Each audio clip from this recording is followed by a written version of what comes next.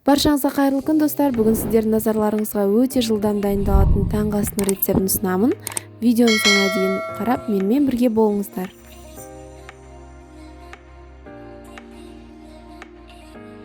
Бір дана жұмыртқамызға 200 мг сүтті қосып, жақсылап араластырып аламыз.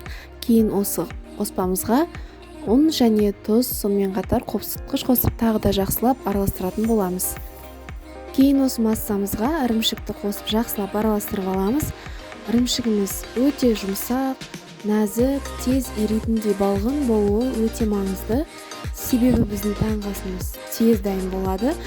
Сол уақыт аралығында ірімшігіміз еріп кетуі керек.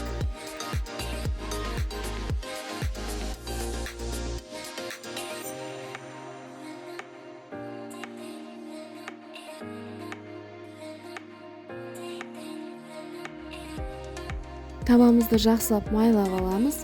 Кейін оған дайын қоспамызды салып, тегістеп, баяу отқа қойып, бетін жауып пісіреміз.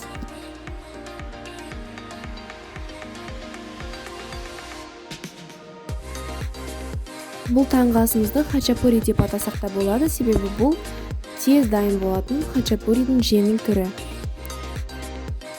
Хачапуридің астыңғы бөлігі қызарғаннан кейін бетіне май жағып, келесі бөлігін ауыстырамыз, яғни беткі бөлігі қызаруы тиіс.